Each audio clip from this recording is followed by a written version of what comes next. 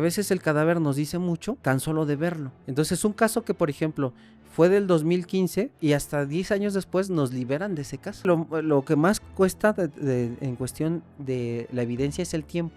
Las preguntas cerradas están mal hechas para los peritos, en especial para las partes científicas. Es como si un neurocirujano estudiara tantos años para que al final la neurocirugía la termine haciendo el camillero. El de la funeraria es el que le presta las instalaciones al CEMEFO para que haga la necropsia. Es indignante que a nosotros como peritos se nos exija aprendernos de memoria el dictamen, porque aprenderlo de memoria no nos garantiza que el juez nos va a entender. ¿Cómo que lo estrangularon si lo único que tenemos es un fragmento de occipital y un pedazo de pulmón? El abogado, de manera mañosa, nada más diga sí o no. Yo, desde mi muy humilde punto de vista, digo, este abogado es un tramposo. El infarto fue ocasionado por este sujeto cuando vio cómo pegaban al sobrino o cuando le pegaron la en el oído. Bienvenidas y bienvenidos al Sistema, un espacio en donde a través de casos reales exploramos el sistema de justicia. El día de hoy vamos a hablar con un médico forense para entender cómo se resuelven muchos casos. Bienvenido, doctor Jorge Olivares. No, al Gracias contrario. por venir. Gracias, doctora. Yo le agradezco el espacio y la oportunidad de estar aquí en el sistema. Al contrario, eres médico forense, criminólogo, estudioso del derecho, autor de libros, pero sobre todo yo diría practicante. Y esa expertise es la que nos permite poder tener hoy esta plática. También es muy conocido porque es conductor de un canal muy exitoso en donde se hace divulgación médica y científica que se llama. Relatos forenses. Muchas Ti- gracias. ¿Tienen ya cuánto tiempo con este canal, doctor? Fíjese que ha dado digo, yo no sé porque yo no me dedico a esto, sino es el productor José Grajales, pero ya va a ser casi 1 año, 3 meses, y mucha gente que se dedica a esta situación de los podcasts y redes sociales dice que ha crecido de manera gigantesca. Yo la verdad yo ni me lo creo, porque yo incluso los primeros capítulos no sé ni hablar porque yo soy una persona técnica, que ya ve que nosotros hablamos con informes, con cuestiones de tecnicismos médicos, yo no me sé expresar bien, pero yo le agradezco a que a la gente, pues finalmente le haya gustado mucho el programa y creció rapidísimo por lo que sé. Sí, pues, aprovecho para invitar a las personas que, si por alguna razón no conocen el canal, para que te visiten. ¿Qué tipo de contenido es el que se genera en este espacio? Pues mire, el contenido que se genera es un espacio de dar conocimiento a la gente con base a casos y traemos a gente muy capacitada, peritos, abogados, lamentablemente también víctimas, para que nos platiquen las historias y a través de estas historias aprendamos, o si hay gente que está en una situación similar, sepa más o menos por dónde ir y no quede en el limbo. Y como mucha gente le ha pasado, que lamentablemente pierde a seres queridos, pierde casos. Entonces, este es un canal que brinda conocimientos para decir qué hacer en una situación similar. Pues excelente, gracias. Esta área, la de la medicina legal, es una de las áreas auxiliares del sistema de justicia. Es sumamente importante apoyarse, especialmente en el ámbito criminal, en métodos, en herramientas y en profesionales científicos que nos ayuden a esclarecer qué tipo de asuntos, cuál es el alcance de un médico forense. Fíjese, doctora, que esto es muy importante lo que usted nos señala. Voy a retomar un poquito de historia. Desde los primeros siglos antes de Cristo, la medicina forense y la medicina legal es muy importante para la impartición de justicia. Teníamos desde lo que es el código de Hammurabi, que era cuando, por ejemplo, algún médico hacía alguna malpraxis médica o hacía algún error médico, se le castigaba incluso con la ley del talión, de ojo por ojo, diente por diente. Después viene, por ejemplo, Carlos V con la ley Carolina, que regula la cuestión de muertes violentas, homicidio, la cuestión de envenenamientos, la cuestión del parto, y ahí entran ya los médicos forenses. Las escuelas más importantes de medicina forense, estamos hablando de Francia. Por ejemplo, 1500, 1600, 1700 están estas grandes figuras, como es Ambroso Tardieu, que es uno de los primeros padres de la medicina forense a nivel mundial, donde establece lo que son las famosas petequias de Tardieu, que se dan procesos asfícticos. Entonces, desde ahí viene la impartición de justicia y la va ayudando la medicina forense. Por eso es muy importante que hoy en siglo XXI los médicos forenses o médicos legistas prácticamente con su experticia ayudan a la impartición de justicia con los dictámenes, haciendo necropsias, protocolo de Estambul, certificaciones médico-legales, por ejemplo, cuando hay estados de ebriedad. Entonces es donde entra la medicina para el servicio del derecho. Antes de entrar a los casos, me gustaría que habláramos de algo. Hay como esta idea de que la medicina legal opera, ¿no? Funciona en su campo de trabajo, es en las morgues y solamente cuando hay una muerte, un homicidio Ujú. o feminicidio. Pero también ustedes intervienen cuando hay muertes naturales. Esa es muy buena pregunta. Sí, todo depende lo que es el Ministerio Público, que es de acuerdo al 21 constitucional encargado de los delitos, de la investigación de los delitos. Si el Ministerio Público ve que hay una muerte dudosa o que finalmente, aquí hay otro paréntesis bien importante, doctora. Si el Ministerio Público ve que nadie puede dar un certificado de función, entonces le ordena al médico forense que haga la necropsia, a pesar de ser una muerte natural, para que el médico forense establezca la causa de muerte y finalmente el certificado de función para el destino final. Entonces, a pesar de que sean muertes naturales, si no hay quien dé, que es el médico, médico clínico, el certificado de función, se ordena necropsia para que entonces el forense emita el certificado de función. ¿Solamente los médicos forenses públicos o que pertenecen o trabajan para el Estado pueden hacer necropsias? Sí, esa es muy buena. Sí, solamente los médicos oficiales, los peritos oficiales, abajo la tutela del Estado, son los únicos que están autorizados para hacer una necropsia. Si un perito particular, un médico forense particular quiere dar una opinión técnica o un dictamen en base a una muerte, entonces se tiene que basar con el protocolo de necropsia del perito oficial. De acuerdo. Cuéntanos un poquito cómo es todo el proceso a partir de que interviene un médico legista, porque no solamente es el análisis del cuerpo o sí, del cuerpo, Ajá. también incluye ir y sustentar el informe o el reporte que se hace ante las autoridades del sistema de justicia. Sí. Sí, esa pregunta que usted hace es muy buena, porque la mayoría de gente piensa que el médico forense nada más hace la autopsia y ahí se acaba el trabajo, y esto es una vil mentira. El médico forense, cuando recibe el expediente y en especial la hoja de orden de necropsia por parte del Ministerio Público, entonces, una vez teniendo esta hoja, el médico forense empieza a revisar la cuestión externa de la anatomía, es decir, buscar lesiones, tomar, por ejemplo, frotis si se trata de una persona femenina que se sospecha un delito de feminicidio, y una vez que se hacen las disecciones y se emite una conclusión, no termina el trabajo ahí como mucha gente lo piensa. Por ejemplo, a mí me ha tocado ver entrevistas que les hacen a los técnicos de necropsia de manera errónea, e incluso los embalsamadores que ahí están usurpando incluso una profesión, también los técnicos de necropsia, porque ellos no son las personas idóneas, ni siquiera tienen la preparación académica de emitir una conclusión o de emitir un diagnóstico médico. Esta es una usurpación de profesión. Y qué bueno que usted nos hace esta pregunta, doctora, porque cualquier persona que pueda, la persona adecuada para emitir un diagnóstico médico es un médico.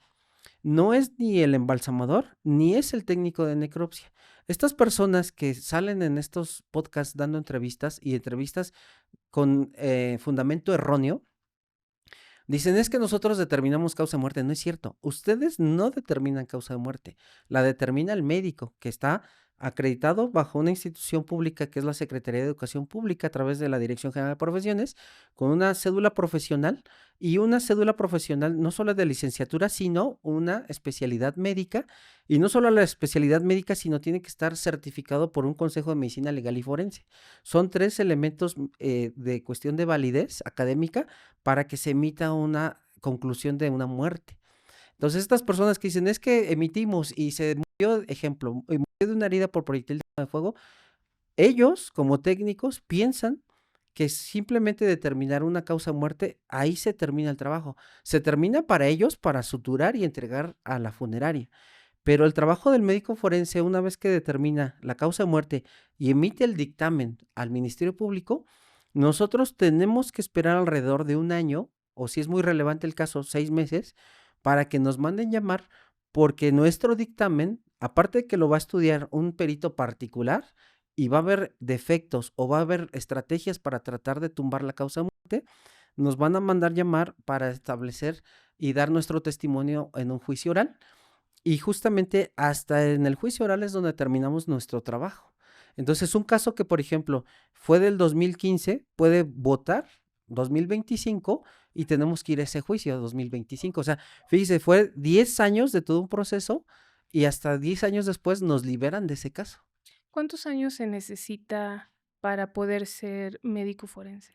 Son 7 años, y qué bueno que pregunta, son 7 años de la licenciatura en medicina, dependiendo qué universidad. Hay universidades que terminan 6 años y medio, en la Facultad de Medicina son 7, y de ahí son 3 de especialidad. Entonces, en teoría, si el alumno de medicina acaba normal, digo que no se atrasa ningún año, son 10 años desde que empieza a estudiar medicina hasta terminar la especialidad, son 10 años para terminar como médico forense, y eso, ahí empezar, porque hay que tomar después maestrías, diplomados, certificaciones. Y luego hay que sumar muchas horas de vuelo para poderse volver todo un especialista, porque los médicos forenses tienen el cuerpo y además tienen acceso al expediente o no tienen acceso a esta información de contexto para entender qué es lo que pasó con una persona que perdió la vida y que no se tienen datos precisos de cómo fue. Ah, muy buena pregunta, doctora. Cuando el médico forense le llega el expediente está integrado por orden de necropsia del Ministerio Público, generalmente la parte del primer respondiente, que es el policía, y declaración de los familiares. Es lo único que se tiene. Cuando llega, por ejemplo, vamos a poner un caso ficticio, que a una persona le dan en la vía pública y llega al hospital, la operan, pero a pesar de la operación fallece. Entonces, lo que nos manda al hospital es algo que se llama resumen clínico o resumen médico. Entonces, el resumen es una pequeña hoja que nos dice cuándo ingresó, con qué diagnóstico ingresa, qué tipo de cirugía se le hace y finalmente el diagnóstico de egreso, que es el diagnóstico de defunción. ¿Por qué? Porque si nosotros hacemos la necropsia en esta persona que, ejemplo, le hayan dado en el tórax, el médico del hospital, generalmente el cirujano de tórax, le hizo una incisión que se llama toracotomía, que es abrir el pecho para reparar el pulmón, por ejemplo.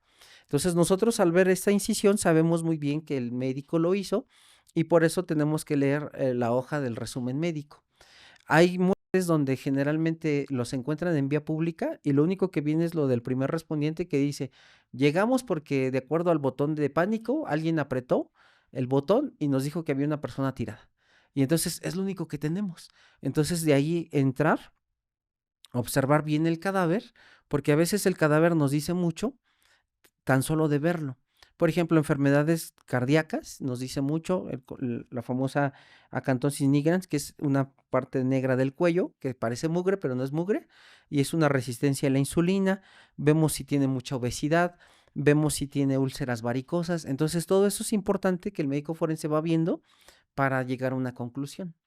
¿Cómo se conecta la parte de la noticia de una muerte violenta de una persona a la que hay que ir cuyo cuerpo hay que ir a levantar? O sea, la primera intervención de servicios periciales o de policías con el trabajo que ya se hace en un anfiteatro o en estos lugares en donde se practican las necropsias. Es que estoy pensando en esto que acabas de mencionar, doctor, de el tipo de datos que se pueden apreciar en el cuerpo y lo que pasa cuando hay una manipulación de los cuerpos en Ujú. las escenas de los crímenes, por ejemplo, para simular un suicidio, Sí. ¿no? Y disfrazar un homicidio de suicidio, hay, me imagino, que una alteración en el tipo de evidencias que quedan en el cuerpo. Entonces, ¿en qué momento intervienen los servicios forenses? Ah, esa es muy buena pregunta, doctora.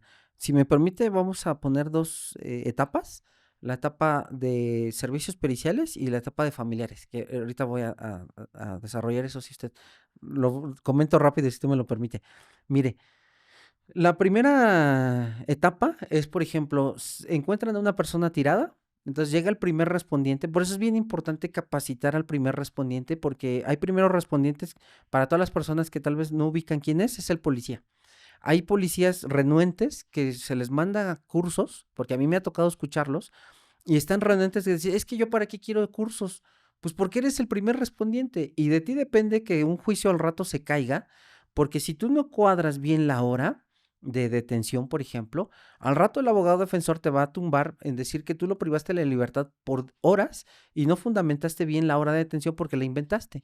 Entonces, por eso es bien importante capacitar al primer respondiente. Entonces, llega el policía, en teoría tiene que dar aviso a la autoridad y entonces dependiendo qué estado de la república. Hay estados de la república donde avisan inmediatamente, ya una vez que tiene aviso al Ministerio Público, él a su vez avisa a servicios periciales, que es el fotógrafo, el criminalista y en algunos estados todavía puede ser el médico forense.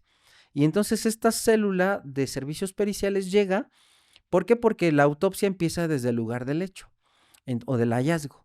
Entonces, una vez que el médico forense observa junto con el criminalista, hacen el levantamiento y se lo llevan al anfiteatro para empezar la necropsia.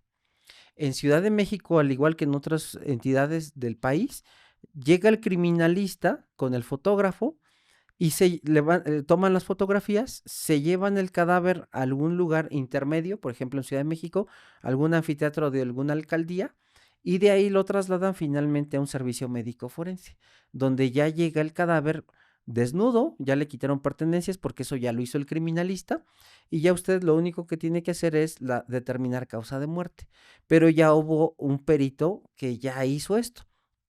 Y al ratito le voy a señalar bien importante porque aquí muchos abogados defensores de manera con alevosía y ventaja hacen sus cuestionarios en los juicios de preguntas cerradas, cuando a veces el juez ignora todo este procedimiento, pero eso ahorita lo platicamos. Sí, ahorita llegamos a eso. Ahorita llegamos ahí. Entonces, ¿qué sucede en este intervalo, doctora? A veces, lamentablemente, en nuestro país hay una crisis forense y un rezago tremendo en la logística, porque a veces en el lugar de donde lo levantan a hacer la necropsia, intervienen varias manos de manera errónea. ¿Quiénes son?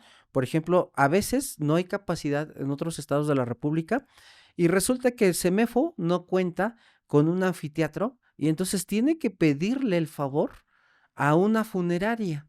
Y a veces es el mismo personal de la funeraria que interviene en hacer la necropsia, porque hay compañeros, lamentablemente, en el gremio que se dicen médicos forenses y no tocan, pero ni el cabello del cadáver.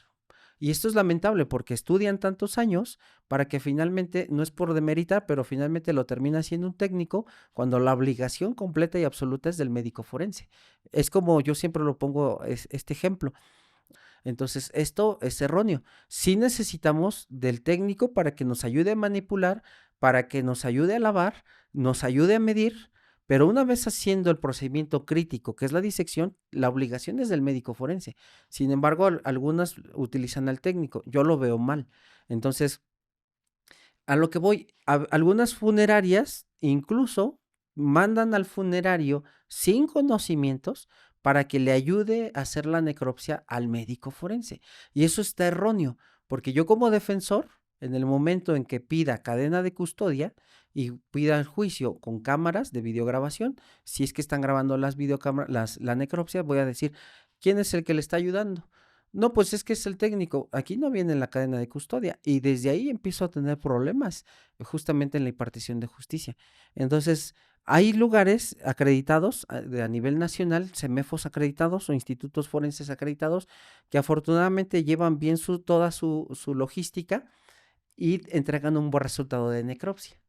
En muchos interrogatorios, ya en el juicio, yo he visto que las defensas o los abogados que están interrogando invierten mucho tiempo al principio de los interrogatorios para indagar sobre las credenciales Ujú. técnicas y profesionales de la persona que realizó ese protocolo o ese informe. Y en efecto, les preguntan eh, sobre sus estudios, sobre sus titulaciones, sobre su expertise práctica, etcétera, y tiene que ver con generar esta convicción o suficiencia de que la persona que está diciendo lo que está diciendo, en un caso tan importante Ujú. como es la pérdida de vida de Sí, una persona en circunstancias violentas o sospechosas. Pero antes de seguir con este ámbito, ya nos estamos acercando sí, sí, sí. al foro de los juicios y de los juzgados, hay una cosa que las abogadas y los abogados sabemos muy bien que son, que durante las primeras horas que siguen a un homicidio o a una muerte Ujú. violenta son esenciales, Sí. ¿no? Y toda la evidencia que hay en el lugar de los hechos es indispensable para poder entender qué fue lo que pasó y luego para asignar responsabilidades. Cuando hay alteración en los lugares en donde están los cuerpos, hablamos de una contaminación de la escena. Ujú. Mi pregunta es si también en el ámbito de la medicina legal forense se habla de una contaminación de cadáveres o si por más manipulación que haya habido indebida, de posición, de lo que sea, aún así, aunque se le hayan hecho al cuerpo, digamos, actos para tratar de, deliberada Sí, sí, sí. o no deliberadamente, pero para moverlo, aún se pierde información, se contamina el cuerpo por manipulación indebida. Mira, esa es una muy buena pregunta. Afortunadamente, digo, yo pondría en duda esto. Igual se van a enojar muchas de otros estados, porque la funeraria no tendría nada que intervenir en prestar sus instalaciones para ayudar a un CEMEFO. El estado, en teoría, tendría que poner su CEMEFO para que no se tenga conflicto de interés. Porque lo voy a poner de esta forma, doctora. Usted, y esto pasó en algunas funerarias de los estados cuando me han tocado ir de comisión, que de repente se hacen algunas exhumaciones y uno llega y uno llega a las instalaciones de la funeraria y uno dice, pero ¿yo qué hago aquí? No es que la funeraria es la que presta para las necropsias. Pues mal, porque luego los familiares, ejemplo, si no quieren hacer trato con esta funeraria, pues están obligados sí o sí a contratar los servicios porque la funeraria está prestando sus instalaciones. Entonces, imagínese qué certeza jurídica puedo tener yo como familiar de una víctima cuando el victimario puede ser amigo del de la funeraria y el de la funeraria es el que le presta las instalaciones al CEMEFO para que haga la necropsia. Entonces, imagínese el tormento terrible para la familia de la víctima que dice, oye, pues es que el victimario, que es el que priva de la vida a mi hija, pues se lleva de maravillas con el de la funeraria y el de la funeraria pues se lleva de maravillas con el que hace la necropsia. Entonces ahí no hay un adecuado sustento legal ni tampoco ético porque ahí hay un conflicto de interés. Y la otra que usted dice, y muy buena pregunta, a pesar de que traten de manipular a veces el victimario, las características antemortem, es decir, antes de la muerte, son muy, muy precisas. Por eso el médico forense es un especialista. Lamentablemente esto sucede mucho, por ejemplo, en suicidios o a veces en ahorcamientos homicidas. El ahorcamiento no nada más es suicidio, sino puede ser ahorcamiento homicida, suicidio accidental, de acuerdo a la literatura médico forense. Ahora, ha habido familiares que de repente cuando la causa de muerte es un ahorcamiento, no están de acuerdo. Dicen, es que yo no estoy de acuerdo que se haya ahorcado porque yo no creo que mi familiar se haya ahorcado. Bueno, no tiene características de estrangulación. Y a veces el mismo familiar está de necio de que es que no está ahorcada, no está ahorcada. Bueno, la cuestión del ahorcamiento, homicida, suicidio accidental, ya le corresponde a la autoridad. Pero el médico forense, cuando observa las características clásicas, que es el surco, que es un surco único, generalmente oblicuo, equimótico, escoriativo, o sea, está inflamado, está rojo, son características clásicas de un proceso por ahorcamiento. Si yo, porque esto viene en el libro de violencia feminicida, una simulación que incluso el caso se llamó Perchero. Es un sujeto que una vez que estrangula a su pareja sentimental, la amarra del cuello y la cuelga en un perchero en un hotel y se sale simulando que él, que él estaba hablando y cuando entran las personas para limpiar la habitación encuentran a la mujer tirada. Esta simulación inmediatamente se observaba perfectamente bien porque había dos surcos. Un surco que era características de estrangulamiento y un surco post-mortem que no tenía ninguna reacción inflamatoria, que se veía el surco cuando se cuelga la persona, que es ahorcamiento. El ahorcamiento, fíjese, y aquí qué bueno que usted me dé la oportunidad. Eugenio Derbez es un magnífico comediante, pero el gran problema de Eugenio Derbez es que hizo más ignorante un país en un término, que es el término de ahorcamiento. Todo mundo, cuando le pone las manos aquí, dice es que me ahorco o lo están ahorcando. Esto no es ahorcar. Ahorcar es colocar un punto fijo, un objeto vulnerante que es la cuerda, por ejemplo, y lo amarro al cuello de la persona y el propio peso del cuerpo de la persona es el que va a ocasionar el cierre del paquete vascular y el cierre de la tráquea para que muera la persona asfixiada. Eso es un ahorcamiento. El estrangulamiento entonces sí es una fuerza externa y cuando a Eugenio Derbez le colocan las manos, él tendría que decir me estrangulan. Pero como no es chistoso como decir me ahorcan, por eso es que de manera errónea contaminó todo un país diciendo que esto es ahorcamiento, esto es estrangulación.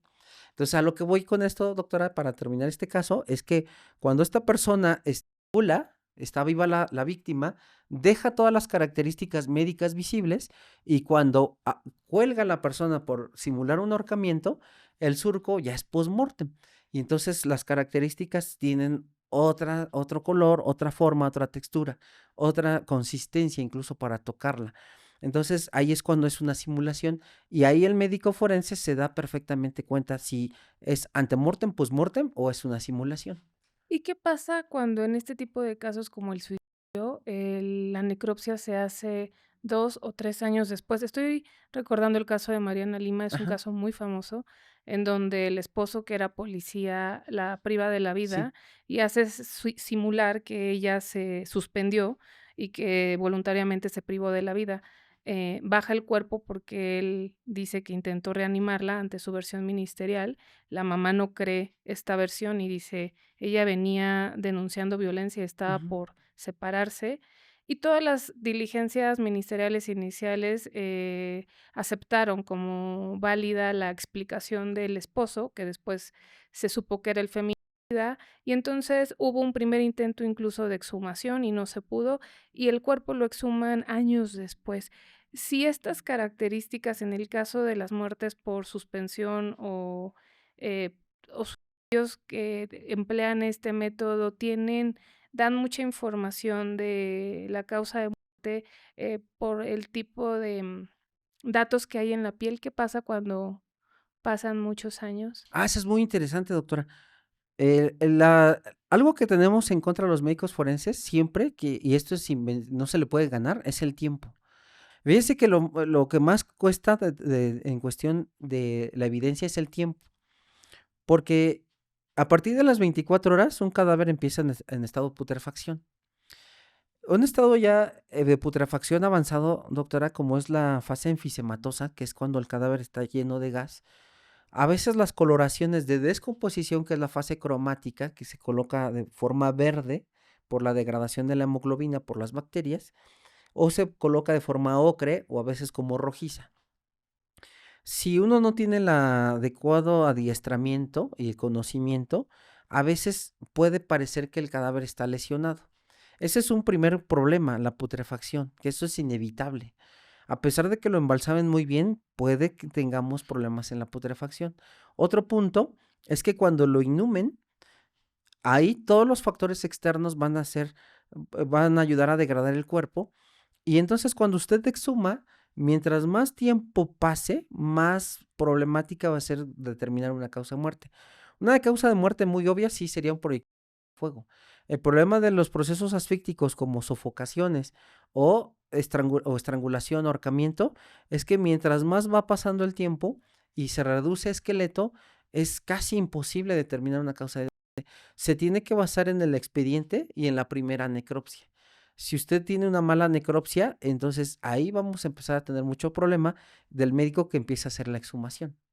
Doctor, tú tienes mucha experiencia. Cuando a ti te suelen presentar, te dicen más de 5,000 necropsias. A lo mejor ahorita ese número ya es más alto, pero lo que sí queda claro con independencia del número es que tienes mucha experiencia, muchas horas Muchas prácticas. gracias. A partir de tu experiencia, doctor, ¿siempre es posible determinar de manera científica la causa de muerte de una persona? Siempre, fíjese, doctora, acaba de abrir usted la puerta de Pandora o la caja de Pandora. Esa es muy buena pregunta porque generalmente siempre se puede determinar, pero a veces siempre hay una excepción a la regla. Y a veces puede haber causas de muerte indeterminadas, que es decir, que no se cuenta con los elementos, por ejemplo, restos óseos. Ejemplo, si a una persona la colgaron o le dieron una herida por instrumento punzocortante en el abdomen, por ejemplo, y esta persona quedó tirada ahí por varios meses, donde llegaron los animales carroñeros, como por ejemplo el perro, la rata, el ratón, el roedor, y al final se reduce en puro esqueleto, es una causa de muerte indeterminada, porque si bien es cierto que la causa de muerte fue en un órgano vital, ese órgano ya no existe, ya se perdió. Entonces es cuando en lo particular al gremio forense le frustra, porque dice es que ya tengo el elemento, tengo el objeto de estudio, que es un resto óseo, pero no puedo determinar qué le pasó. Hace años, fue para reírse, en otro estado de la república, me tocó dar una opinión, porque resulta que hay un homicidio, se supone la teoría del MP, es que va un vehículo, le cierran el paso, ejecutan a esta persona y le prenden. Y entonces se empiezan a carbonizar, se empieza a carbonizar el cuerpo, y lo único que rescatan es un fragmento de hueso, así como de la parte occipital, toda carbonizada, y un pequeño fragmento de pulmón. Y eso se supo que era pulmón porque cuando se manda a patología, el patólogo reporta que es tejido pulmonar. Bueno, y una autoridad dice, haga de cuenta que el patólogo le pone ahí, lo único que se encontró fue edema pulmonar. Entonces, ¿qué es el edema pulmonar, doctora? El edema pulmonar es una alteración que se da en el pulmón a consecuencia de 1000 enfermedades. Ejemplo, un infarto del miocardio puede dar edema pulmonar, es decir, que las células del pulmón se llenan de agua. Una colocación excesiva de líquido, por ejemplo, pacientes hospitalizados de edema pulmonar. Todo proceso asfíctico, llámese por monóxido de carbono, que es el humo, por ejemplo, o un ahorcamiento, una estrangulación, de edema pulmonar. O sea, todo da edema pulmonar. Esa no es una causa de muerte, es decir, esto es lo que encuentro, pero necesitamos otros estudios. Entonces, el patólogo reporta en este pequeño fragmento de pulmón edema pulmonar. Y esta persona de alto mando agarra y dice, pues pónganle que fue por un proceso asfíctico que lo estrangularon. Entonces yo volteo y le digo, oiga, a ver, doctor, permítame. ¿Cómo que lo estrangularon si lo único que tenemos es un fragmento de occipital y un pedazo de pulmón? Cualquier estudiante de derecho y de medicina se van a reír De al decir, medicina. sí, de medicina, van a decir que como con un pulmón se va a determinar que está estrangulado. Es que tiene edema pulmonar. Doctor, váyase al CIE-10, que es una clasificación de enfermedades, y va a ver que 1000 enfermedades por lo menos le van a dar edema pulmonar. Cualquier pasante va a decir, a ver, perito, dígame causas del edema pulmonar. No, pues le puedo dar 5, va a decir, ¿y cómo sabe que no fue por esta enfermedad y nada más fue por el estrangulamiento? Entonces, en estas cosas, doctora, cuando son muy pocos elementos, ahí sí es muy complicado que la medicina pueda determinar una causa de muerte. ¿Y qué tan precisa puede ser esta identificación de la causa de muerte? Me vienen a la cabeza 2 situaciones. Una muerte, por apuñalamiento a Ajá, una persona, en el que se sostiene que la causa de muerte obedeció a la primer puñalada. sí. Y esto se vuelve relevante para ese sistema jurídico, porque todas las demás puñaladas adicionales fueron innecesarias Ujú, para conseguir el objetivo de privar la vida. Y sí, como fueron innecesarias porque se consiguió desde el primero, entonces es saña, sí. ¿no? Entonces, ¿cómo se puede, determinar con tanta precisión cuál fue la puñalada que fue la primera? Y una situación similar también que involucra estos debates, médicos legales, es, una persona a la que le sacan un arma de fuego. Uno pensaría, si a alguien le ponen un arma de fuego enfrente, es con la intención de privarle de la Sí, vida, no necesariamente. Pudiera ser para intentar robarla puede haber muchas causas. Y esa persona muere por la impresión de sí. tener un arma de fuego enfrente. Em, y supongamos que después, en efecto, dispara como un acto reflejo, Ujú, pero lo que le priva a esa persona de la vida no es la bala, sí. ¿no?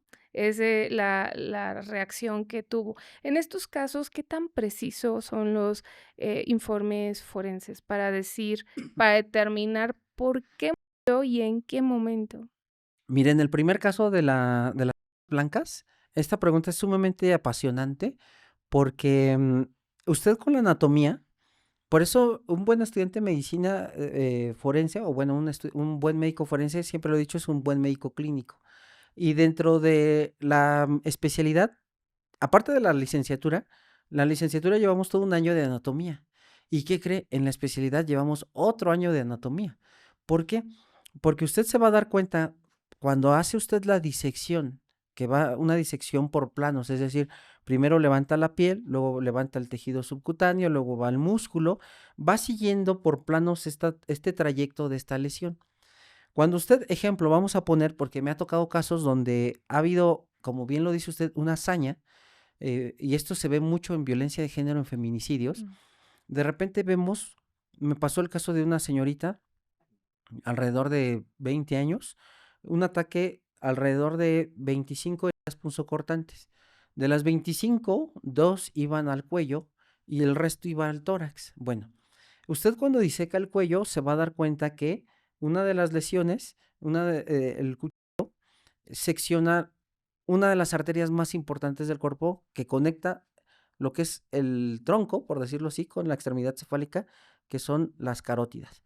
Entonces, cuando se secciona esta arteria, usted sabe muy bien por anatomía y por cuestión de urgencias médicas, que también esto lo vemos en medicina forense, que cada latido cardíaco, generalmente depende qué libro de fisiología lea usted, pero puede ser desde 50 hasta 100 mililitros por latido. Cuando usted hace la multiplicación de que una persona puede latir su corazón de 60 a 100 y que cada latido puede usted arrojar hasta 100 mililitros, entonces usted hace una conversión. Supongamos lo más bajo, vamos a bajarle que late 60 latidos por minuto, pero una persona que es agredida podemos llevar un latido a 100, incluso más alto, pero bueno, vamos a ponerlo a 100.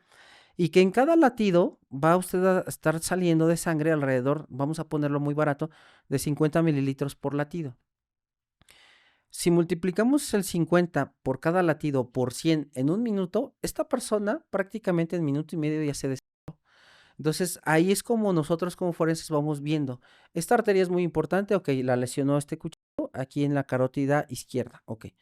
Segunda lesión, llega y perfora la arteria subclavia, que también es muy importante, y la subclavia es una rama que viene justamente directamente de la arteria aorta, y esta subclavia va a dar a la carótida, o sea, es más gordita la arteria. Entonces ya vemos que hay dos lesiones. El resto se lesionó solamente músculo. Entonces usted se da cuenta, incluso en el juicio oral, cuando el MP pregunta, ¿cuál es la conclusión? Ok, la conclusión es que esta persona murió de una hemorragia o murió por las heridas punzocortantes que seccionaron el paquete vascular izquierdo de cuello. ¿Qué es a lo que voy? Y estas dos lesiones, usted las va a enumerar, ejemplo, de la 1 a la 25 va enumerando, y usted en la conclusión dice, la herida por instrumento punzocortante descrita en primer y segundo lugar fueron las mortales. El resto no. Por eso es muy importante la necropsia, porque usted cuando va disecando se va dando cuenta cuáles son las mortales y cuáles no. Entonces, por eso es muy importante en los protocolos de feminicidio que dicen contar el número de lesiones y hacer hincapié cuáles son las mortales y cuáles no, para, lo bien lo dice usted en la teoría del caso, demostrar cuáles fueron con saña o con finalidad de estar incrementando el dolor o torturando a la víctima. Esa sería en una. En la otra cuestión, doctora, la que usted nos comenta del arma de fuego, a mí me pasó cuando debutaba como perito, y esto se lo platiqué a Pepe, en un caso de una señora que son dos sujetos que entran a robar a la casa y empiezan a ver cómo están apuntando al sobrino de la señora. La señora era una persona con cardiopatía, es decir, ya tenía un problema cardíaco. A pesar de que el sujeto viene y la agrede con un cuchillo en el oído, no le causó la muerte, sino perforó solamente el oído. Digo solo porque finalmente no fue la causa de muerte. Cuando encuentran viva a la señora, a pesar de la hemorragia que tenía por el oído, la llevan al hospital, pero en el camino al hospital muere de un infarto. Entonces aquí viene el gran debate para la medicina, y no solamente para la medicina forense. Por eso es que ahorita vamos a entrar en la cuestión de los juicios orales con yo así le llamo, con todo respeto, las preguntas tracaleras de las preguntas cerradas, porque a nivel médico Usted sabe muy bien clínicamente que el efecto de la adrenalina, de estar viendo cómo apuñalan a su ser querido, va a ocasionar liberación de adrenalina y esta liberación de adrenalina puede llevar al infarto. El abogado muy bueno, era un defensor ya muy experimentado, hizo una sola pregunta. Determine cuál es la causa de muerte. ¿Cuál fue su conclusión? Un infarto. No más preguntas. A pesar de que tenía la herida punzocortante en el oído, la causa de muerte fue un infarto. Y ahí se la veía bien negra el MP porque nos decía, ¿y cómo lo acredito que el infarto fue ocasionado por este sujeto cuando vio cómo pegaban al sobrino o cuando le pegaron la en el oído? Lamentablemente, doctora, a nivel médico no existe un marcador exacto que nos diga a las 5 horas con 0 minutos se dio este evento masivo de liberación de adrenalina y por eso causó el infarto. No lo hay, porque incluso hasta los urgenciólogos muy experimentados dicen, cuando llega un paciente que yo veo que se está infartando, tengo, tengo que hacer dos cosas. Una, primero que nada, tomar un electrocardiograma, que es el ritmo eléctrico, y el electro inmediatamente me va a decir por el trazo que se está infartando. Y número dos, tengo que tomar enzimas cardíacas, que son marcadores que nos va a decir si está infartándose el corazón. Pero ¿qué cree? El problema de las enzimas es que algunas se elevan 3 o 4 horas después. Entonces, si usted no le da atención médica basado en el electro, el paciente se eleva porque está esperando usted el marcador hasta que se eleven. Entonces, hay enzimas que a veces ni siquiera se elevan, se dan cuenta en el electro. Entonces, a lo que voy con medicina forense y en sí la medicina, hasta ahorita no hay algo que nos indique exactamente el tiempo donde se puede lesionar a una persona. Y por ahí, en los juicios, están usándolo de manera mañosa con las preguntas cerradas, que es sí o no, para tener una buena estrategia para los victimarios. Hablemos de eso, porque se me vienen muchísimas situaciones a la cabeza, pero no quiero dejar Ujú. pasar la oportunidad de platicar con alguien que además de hacer este trabajo como científico médico, también tiene que ir a sustentar sus informes ante el juez que está conociendo de una causa. Y esta parte es fundamental para el sistema de justicia y para la resolución de casos especialmente complejos, Ujú. porque uno pensaría, después de escucharte, doctor, que hay tanta precisión y profesionalización y experiencia en tu campo que tendría que ser suficiente para poder esclarecer un asesinato. Y voy a hacer un paréntesis Sí, sí. chiquito. Si no han visto el primer episodio del Sistema, los invito a que vayan a verlo, porque en ese caso hay, la acusación sostiene que una persona que, perdió la vida, eh, antes de morir dijo que quien la había matado era, Carla, una joven que está en prisión acusada de ese delito. Y sin embargo, la evidencia médica, y la necropsia que se le hace al cuerpo de esa persona, lo que muestra es que eso no pudo haber sucedido debido al tiempo que esa persona ya llevaba privada de la libertad. Cierro este paréntesis y esta invitación para que, si no han visto este episodio, lo vean. Pero regresando, doctor, aprovechando tu expertise, cuéntanos algún caso, del que podamos aprender cómo se mezclan y se unen estos 2 mundos, el legal y el médico, en este ámbito o en este foro del sistema de justicia, ya en los juicios orales. ¿Algún asunto que te haya frustrado mucho, porque a pesar de tener la evidencia científica que decía cómo se dieron las cosas, en el juicio pasó algo que, demeritó o movió el foco de atención de ese elemento científico? Muy bien, doctora. Eso usted que pregunta es fabuloso. Y fíjese que ahí aquí le voy a robar unos minutos para aclarar algo bien importante. Fíjese que nosotros cuando vemos series como CSI, La Ley y el Orden, vemos, en especial La Ley y el Orden, vemos estos juicios orales de Estados Unidos, donde pues está el juez, está justamente todas las partes del proceso penal, pero aquí hay algo bien interesante. Vemos que llega el médico forense o el perito a exponer qué es lo que encontró con fotografías, expone y lo dejan hablar. Lamentablemente, en nuestro país, en el sistema de juicios orales, en nuestro país, digo, asumo la responsabilidad, es una vil tomada de pelo. ¿Por qué? Yo siempre he peleado esta situación. Si usted se va al Código Nacional de Procedimientos Penales, estará muy bien en algunas partes, pero en otras estará pésimo. ¿Por qué?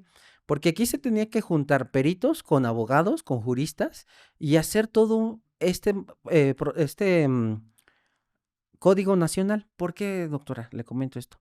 Si usted busca el apartado de peritos, son escasos artículos lo que nos dice de los peritos. Bueno, cuando usted entra a una sala de juicios orales, usted ve en la mesa que el defensor llega, o el MP, llega con su código nacional, porque tiene la libertad de buscar el artículo para ver dónde está el error.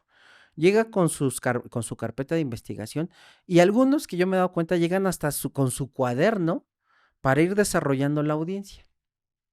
En México es lamentable y es indignante que a nosotros como peritos se nos exija aprendernos de memoria el dictamen, porque aprenderlo de memoria no nos garantiza que el juez nos va a entender.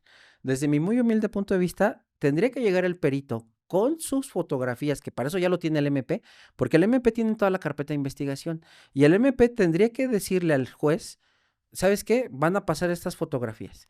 Y entonces ahí el perito se podía lo voy a decir de manera muy coloquial, se podría lucir en dar esta explicación científica médica, en decir, mira, encontré estas lesiones, estas características, esta causa de muerte fue, y completamente mostrar la evidencia. Aquí tenemos dos factores en contra. Una, que los jueces, lamentablemente muchos jueces no tienen el perfil ideal para ser jueces en sistema penal, porque agarran, no.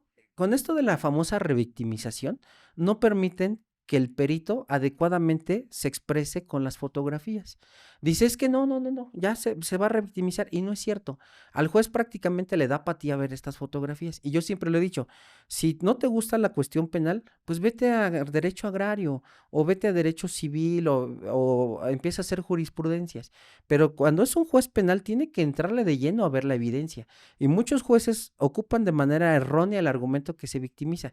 Y siempre lo he dicho yo, vas a liberar pruebas, dile a la familia, ¿sabes qué? Yo te recomiendo que este día no entres más que tu asesor jurídico, de manera particular, porque vamos a ver evidencia y esto te puede ocasionar. A mí me ha tocado, doctora, de repente, me acuerdo muy bien el caso de una mamá, llegó destrozadísima por un feminicidio, y yo la alcancé y le dije, señora, con todo respeto voy a decir, yo soy el médico forense, yo hice el procedimiento de su hija.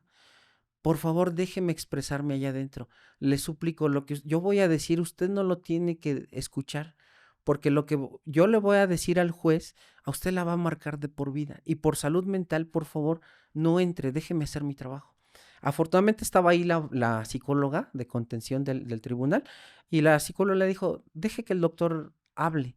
Al ratito puede entrar usted, pero esto es por bien del juicio. Y eso es lo que yo siempre propongo, que el MP o el asesor jurídico le diga a la familia, ¿sabes qué? Van a desahogar pruebas, yo te recomiendo no entrar, porque lo que vas a ver no lo tienes que ver, porque es terrible. Pero que sí se nos permita exponer estas causas y estos elementos, porque para esto, doctora, lamentablemente el juez no nos deja mostrar las fotografías, inmediatamente dice, no, nos bloquea.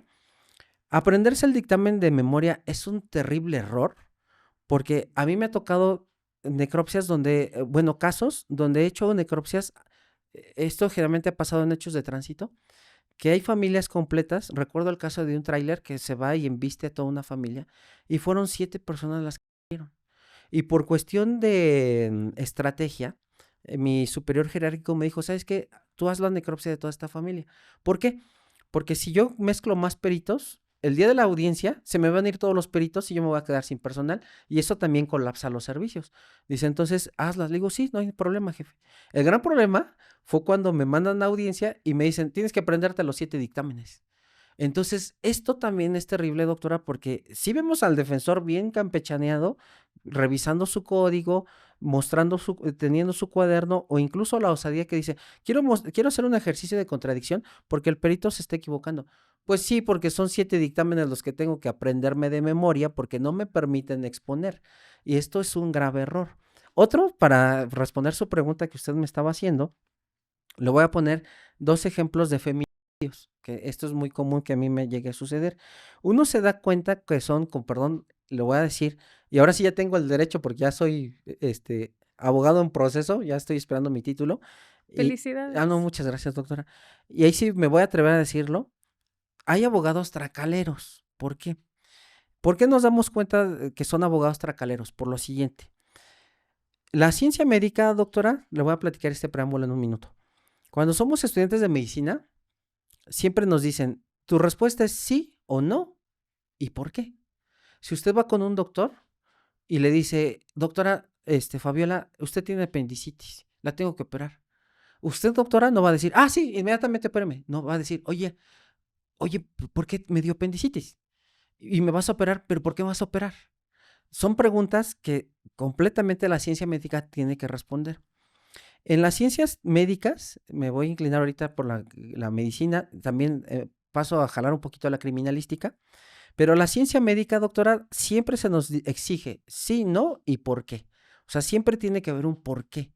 Entonces, cuando el abogado de manera mañosa viene la pregunta cerrada del juicio oral que le dice, nada más diga sí o no, yo desde mi muy humilde punto de vista digo, este abogado es un tramposo, por lo siguiente. Ahí van los dos casos. Primer caso es un feminicidio que encuentra una joven a la orilla de una carretera con varias lesiones.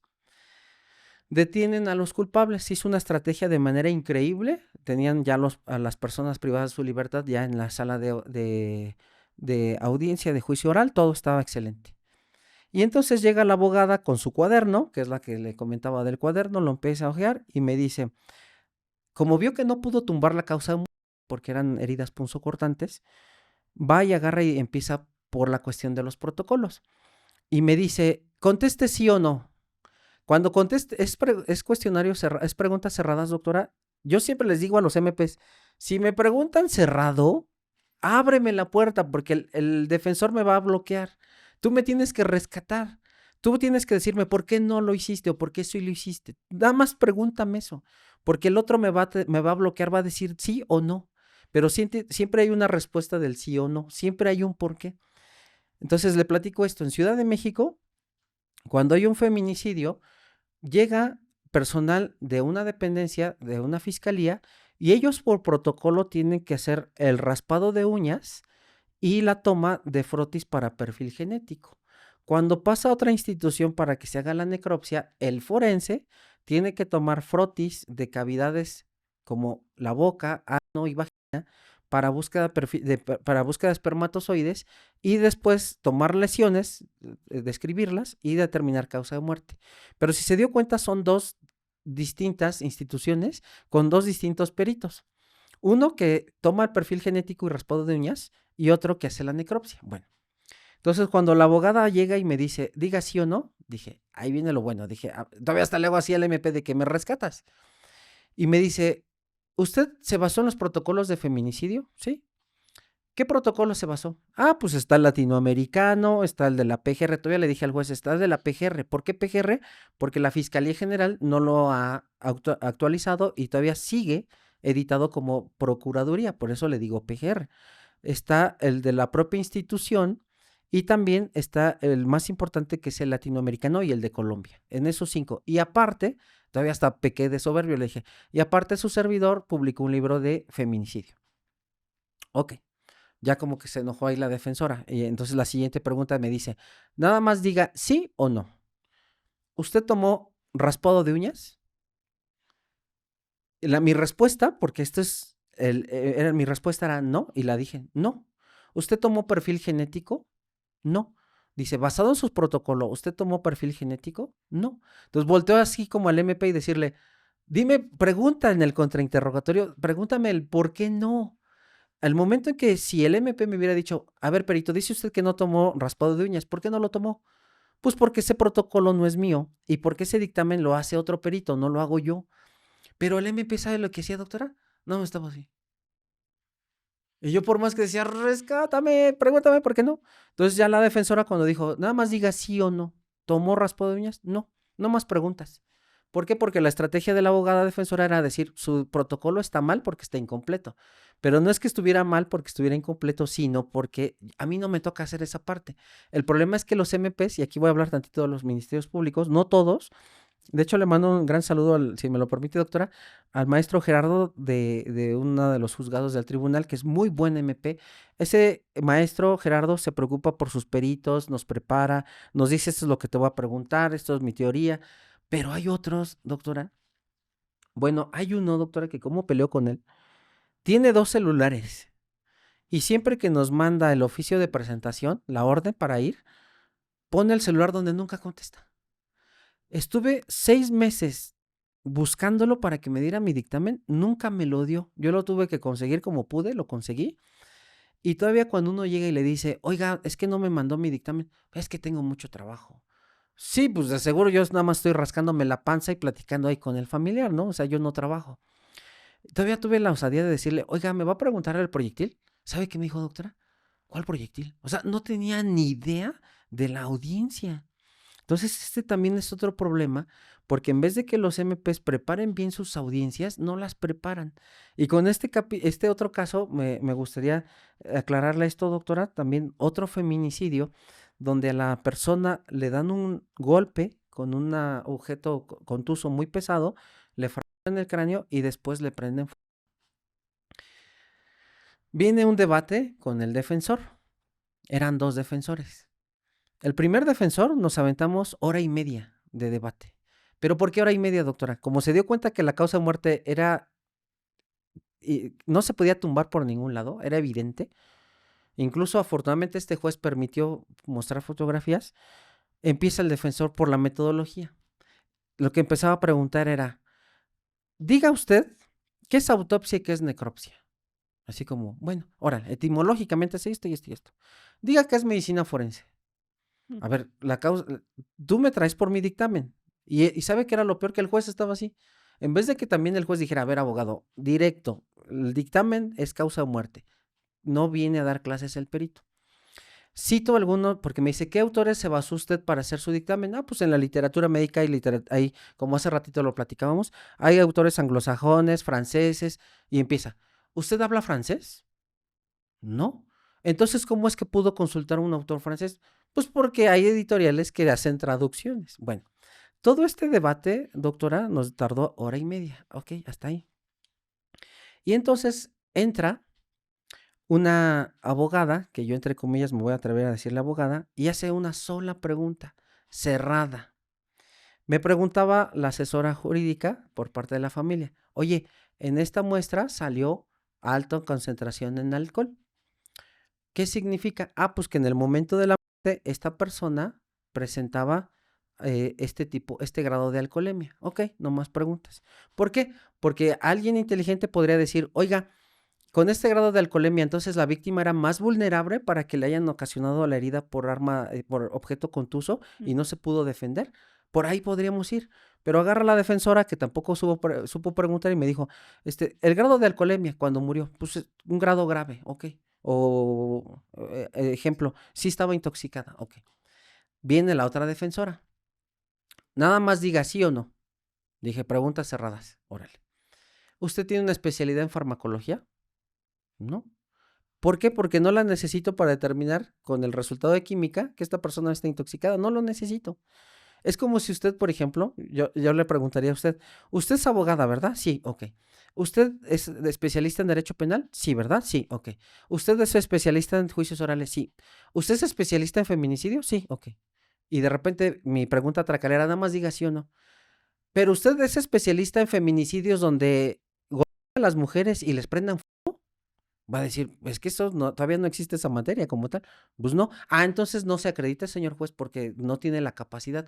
O sea, esta pregunta que hacía esta defensora fue, ¿usted es especialista en farmacología? No.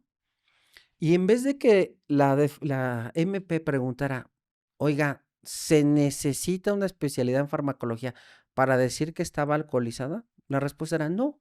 Simplemente con ser médico y leer el resultado de química es suficiente. ¿Qué hizo esta abogada tracalera? Como todos los abogados tienen acceso a las videograbaciones, sube a su red social este fragmento editado y todavía pone vergonzosamente para el gremio de abogados, y esto le voy a decir ahorita por qué, tracaleros, pone ahí, así se defiende, y pone el fragmento donde dice, ¿usted es especialista en farmacología? No, no más preguntas. Eso no es defender, doctora. Eso es un abogado tracalero, que son los abogados que mandan llamar al perito y a la familia le dice, te voy a cobrar 20,000 porque mira, mandé llamar a todos estos peritos. Y son los abogados que lamentablemente le quitan el dinero a la familia y supuestamente mandan llamar a todos los peritos y hacen sus preguntas y decirle, mira, ¿cómo puse en jaque al perito? No me supo contestar. No, eso no es ejercer el derecho. Yo crecí con una filosofía, doctora, en mi formación como licenciado en Derecho, de que se busca llegar a una verdad y coadyuvar a la impartición de justicia y no subir videos diciendo así se defiende con una sola pregunta. Si queremos ser éticos, yo hubiera puesto realmente el debate entre el compañero de ella, que fue 1 hora y media, y no la basura que puso de una sola pregunta. Eso no es defender. Entonces, a lo que voy con estas cuestiones de las preguntas cerradas, están mal hechas para los peritos, en especial para las partes científicas. Doctor, me parece que acabas de dar toda una cátedra que permite conectar lo que pasa cuando ustedes trabajan, digamos, en la soledad de su espacio con los cuerpos y cómo eso se traduce como un insumo para el sistema de Ujú. justicia. Y yo creo que vale la pena prender un poquito, unos minutos más la luz en esta parte de cómo funciona, porque claramente no funciona bien y podría funcionar Sí, mejor. sí, claro. Desde el punto de vista, me parece que, a los peritos los tendrían que tratar como lo que son, auxiliares del sistema de Ujú. justicia, personas que no son parte ni de uno ni de otro Sí, lado. Y en ese sentido, toda la justificación de su presencia y toda la expertise y las credenciales de su labor tendrían que desahogarse de manera preliminar. así Porque lo es. que acaba de decir, doctor, yo lo he visto también en muchas audiencias. Es, para decirlo en términos simples, se ataca al mensajero, no al mensaje. Ujú. Entonces, esta manera de desacreditar a una persona, técnica, profesional, a partir de hacer preguntas impertinentes, insidiosas, que no tienen que ver con el esclarecimiento de los hechos, sino con generar una duda sobre la confiabilidad de una persona. Sí, sí, claro. El tema de impedir que ustedes como auxiliares de justicia vayan acompañados de elementos también me parece que es algo sobre lo que podría reflexionar toda la gente que también existe, que está interesada en mejorar el funcionamiento del sistema de justicia y prestarle atención a esta parte que suele ser una de las menos visibles, Ujú. ¿no? Porque lo que ustedes aportan son elementos científicos. Así es. Y también me gustaría decir algo sobre esta parte de la revictimización y no las fotografías. Es un claro ejemplo también de un mal entendimiento de una figura y de un derecho que es muy sensible. Eh, Asumir anticipadamente, a costa incluso del caso, que no hay que mostrar algo porque Ujú. revictimiza, lo que hace, va a sonar creo que un poco raro, pero es como una revictimización de la presunta revictimización, porque te estás sustituyendo en las personas Sí. sin haberles preguntado. Es como esto en los feminicidios y en muchas sentencias de feminicidios, o en muchas sentencias en donde se tiene que utilizar o juzgar, se tiene que utilizar la metodología y juzgar con perspectiva de género. Los jueces, las juezas, los tribunales asumen que citando instrumentos internacionales y leyes y sentencias que se refieren a la perspectiva de género cumplen con su obligación de juzgar con esa perspectiva, cuando en realidad es que da igual si lo citan, porque la perspectiva como funciona es cuando tú cuestionas los hechos y explicas por qué en este caso sí o no el hecho, el género de una persona fue un elemento decisivo en el resultado fatídico final. Pero regresando al tema de la victimización, revictimización. En efecto, lo que tendría que pasar es que suena hasta como de sentido común, es lo que Sí. tú nos decías, doctor, es preguntarle a las víctimas si están de acuerdo o darles las alternativas para que en algún momento de la audiencia puedan decidir si quieren salir. Y también habría que decir, hay víctimas que quieren que se Sí, muestre y que así se es. sepa y que quieren nombrar a las personas, que fueron víctimas directas de hechos, violentos o fatídicos. Entonces, decidir una autoridad del anticipadamente y sin consultarles, que no mostrar información que puede ser esencial para que realmente se pueda resolver el asunto, lo que hace es, yo creo que afectar el proceso y el Sí, sistema de justicia. Otra pregunta, doctor, sé que, por tiempo tenemos que ir acercándonos hacia sí, sí, al sí. final, sé que tú tienes tu día lleno también de actividades. Pero, ¿qué tan bien pagada? O sea, dentro de toda esta, estructura del sistema de justicia en donde intervienen ministerios públicos, policías, jueces, peritos, ¿qué tan bien pagados están los, no en números, sino en no, los peritos forenses? Es decir, hay un reconocimiento, justo a todo, porque lo que vemos con tu caso, doctor, y con muchos otros, es que la gente invierte muchos recursos, muchos años. Es una preparación continua. Ujú. Tendrían que ser, eh, posiciones muy bien remuneradas. Sí, lamentablemente, doctora, digo, antes de responder esta, sí me gustaría, si usted me lo permite, un minuto tomarle. En la cuestión de lo que usted bien comentaba, el ejercicio de los peritos, me le platico rápido este caso. En una ocasión, lamentablemente, un pequeñito, el padrastro lo azota contra la pared y le fractura el cráneo. Créame, doctora, porque cuando el juez llega al perito y empieza de memoria, porque también esto es terrible, aprenderse un dictamen de memoria, y aquí es algo que también voy a tocar sobre el estrés del perito. Entonces, usted entra con la adrenalina y el estrés de que tiene que, porque de repente se puede olvidar, porque es memoria, y usted se presenta de repente a 3, 4 audiencias por semana, pues se tiene que aprender estos 4 dictámenes de memoria. Entonces, haga de cuenta, porque aparte el defensor va leyendo así su dictamen. Y quiero demostrar ejercicio de contradicción. Pues sí, porque es de memoria. Permíteme, como a ti, tener tu código, a mí mi dictamen, y créeme que no va a haber ejercicio de contradicción. Vamos a poner las cosas justas, pero hasta ahí hay injusticias, fíjese. Pero a lo que voy, muchos jueces piensan que privar de la vida a alguien es como muy sencillo, como si hubieran aventado y la persona hubiera caído, como en los juegos de video, y prácticamente hubiera perdido la vida. Y no es cierto. Afortunadamente, en este caso, el MP fue tan insidioso en mostrar las fotografías, a pesar de que el juez se enojó y dijo: "Es que para qué me las va a mostrar si tan solo con que el perito", su señoría, es un ejercicio que yo pedí y se me autorizó.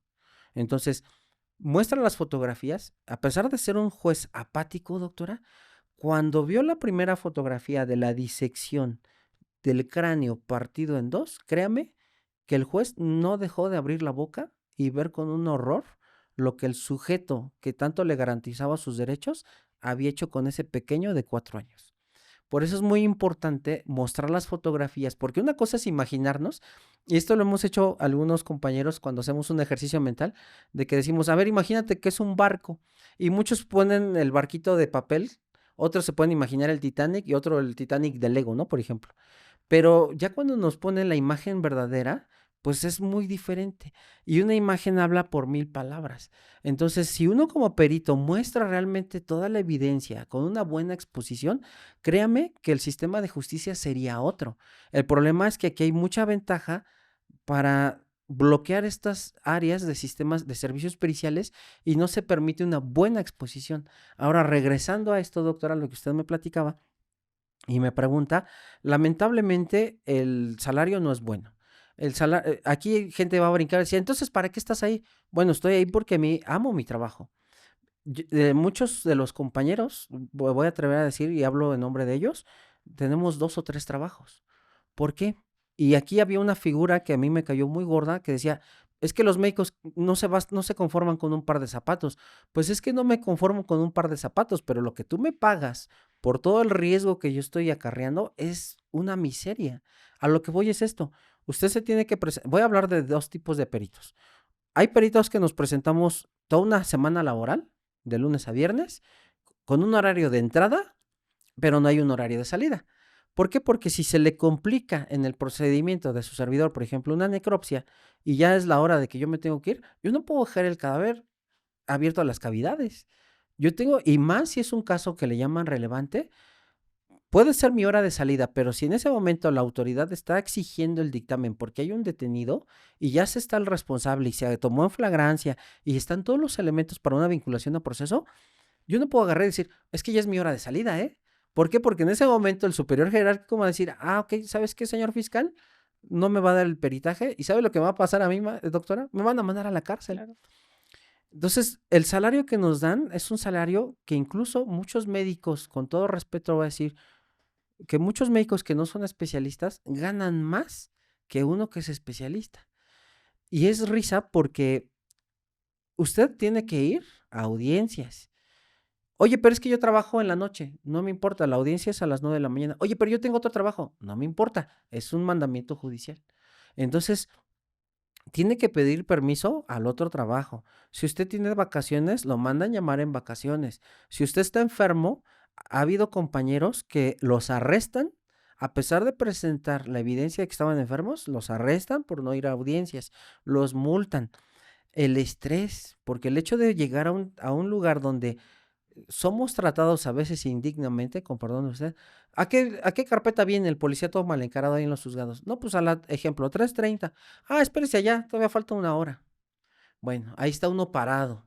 Todo, a veces nos llegan a colocar en estos lugares muy cerrados, sin ventilación, y ahí estamos. No puede ver el celular. Estamos incomunicados porque se malinterpreta. Otra situación terrible, el estrés. Está uno con el dictamen aprendiéndolo de memoria porque se nos exige aprendernos de memoria. Uno llega al dictamen, justamente a desahogar la prueba, inmediatamente nos toman la protesta y es el estrés de que, ¿cómo se llamaba? ¿En qué fecha? Carpeta, expediente, lesiones. Me ha tocado casos donde son 50 heridas por proyectil de arma de fuego, pero entiéndase que una herida de un arma de fuego es orificio de entrada y orificio de salida. Entonces, multiplicando, usando la matemática, son 100 orificios. Y a veces el defensor dice, es que es contradicción porque el perito dijo que en esta zona había una y no la hay. Sí, pero son 100 orificios de memoria, o sea, y luego hasta quieren medida. Entonces, que esto tampoco tiene un fundamento científico. Entonces, lamentablemente, doctora, el estrés, la carga de trabajo, hacen que cada vez el gremio de estas instituciones, lamentablemente buenos elementos, migren hacia la cuestión particular, porque a mí me conviene más hacer un dictamen particular, donde yo voy a ganar con un dictamen lo de un mes, sin trabajar un mes y sin estrés. Por eso lo mencionaba, doctor, porque yo creo que es importante que también pensemos en términos de cómo dignificar las profesiones y el servicio público, porque importa y también importa la infraestructura, el desarrollo Ujú. tecnológico, el financiamiento a innovación, investigaciones, porque eso en el mejor de los casos lo hacen las personas que tienen vocación Así es. y que realmente están al servicio de su especialidad. Yo sé que tú ganaste un premio por desarrollar una herramienta que tiene muchos beneficios para cuando cortan el cráneo. Ujú. Y también sé que no has dejado de estudiar y también sé que mucha gente tiene que hacer eso y que no recibe ningún tipo de incentivo o estímulo adicional. Y habría que prestar también atención a eso. A mí en alguna ocasión, en algún trabajo, me cuestionaron el trabajo de una persona, de un subalterno. Y quisieron desacreditarlo por digamos, la limitación en el uso del lenguaje para poder hacer un proyecto de resolución. Y mi respuesta fue, y también puede ser muy controversial, pero es verdad, o sea, estábamos llenos de asuntos, poco personal, muchos asuntos, malos sueldos. Esa persona que yo tenía en esa posición ganaba 3 pesos y tenía maestría. Eh, y cuando me mandó llamar un superior y me dijo, oye, es que, o sea, a ver, entiendo que tienen mucho trabajo, pero ve la calidad de este escrito. Y le dije: "Pues no, no lo entiendes, porque si lo entendieras, verías que a lo que hay que somos muy poquitas personas y lo que realmente tenemos que prestarle atención es a esto otro, porque esto sí nos puede llevar a la cárcel. Estos son asuntos de trámite. Y sí, en efecto, esta persona pues no es la mejor. Con mucho gusto, proponme a otra, es más, quítalo, pero dime quién va a aceptar Sí, venirse a claro, hacer ese trabajo por 3 pesos, así es. en condiciones además casi de esclavitud, pero bueno, no quería dejar de tocar este tema porque yo sí creo que hay que también pensar en términos de dignificación, de infraestructura, de capacidades, de actualización permanente para que realmente el mundo de la medicina y científico le pueda hacer un mejor favor al sistema de justicia. Doctor, 2 cosas para terminar. Una, ¿cómo le hacen ustedes para desconectarse de todo este mundo, forense y tener una vida, no sé cómo llamarla, relajada? Ujú. Me acuerdo rápidamente de cuando estaba estudiando la Sí, sí, licenciatura sí. en la asignación de criminalística, fuimos a un anfiteatro y había un forense que estaba haciendo una necropsia a un cuerpo y estaba también comiendo y a mí eso me impactó muchísimo, muchísimo. Y le pregunté, no pude Ujú. quedarme con la duda de cómo podía comer casi encima del Sí, sí, cuerpo. sí. Y su respuesta fue: "Porque esto es un trabajo, yo no involucro es un trabajo como tú tendrás, el trabajo de otra cosa, y yo lo que estoy haciendo no tiene que ver, y tenemos tanto trabajo que no me da tiempo de comer. Entonces, trato de hacerlo lo más respetuosamente posible, pero es lo que hay". Entonces, te quería preguntar eso, y también antes de cerrar, si nos puedes, compartir, ¿qué a quién le hablas, o qué puede encontrar alguien que esté interesado en tu libro de violencia feminicida?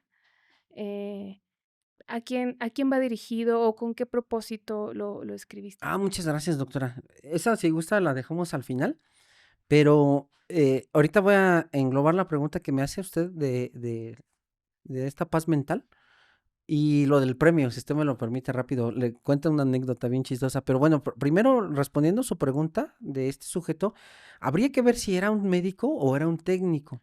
Mm.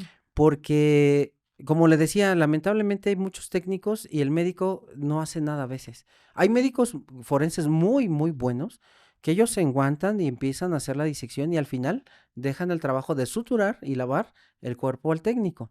Porque el trabajo de especialista es eso, entrar a disecar. Y porque él es el especialista.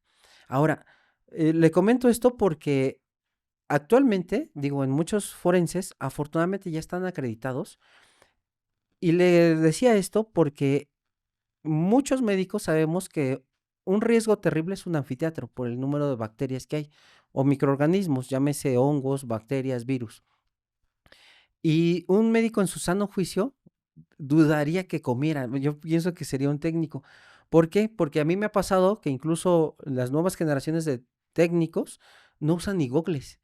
Y entonces yo a los residentes, a los estudiantes de la especialidad, si no traen gogles, yo no los dejo entrar conmigo, porque sabemos muy bien que partículas que salgan volando por algún procedimiento, micropartículas al ojo, esto es una fuente de infección terrible.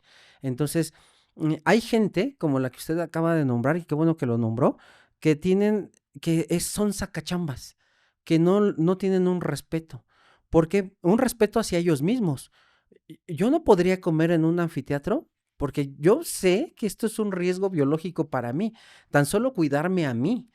Entonces, y ya la otra parte de la ética del cadáver. Entonces, esta persona que usted comenta, muy seguramente, pues era un sacachambas, con todo respeto voy a decir, porque no se cuidaba a él mismo y prácticamente, si se da cuenta, en la narrativa que usted nos brinda, maravillosa, es una persona que no tiene empatía, porque pues es que es mi trabajo.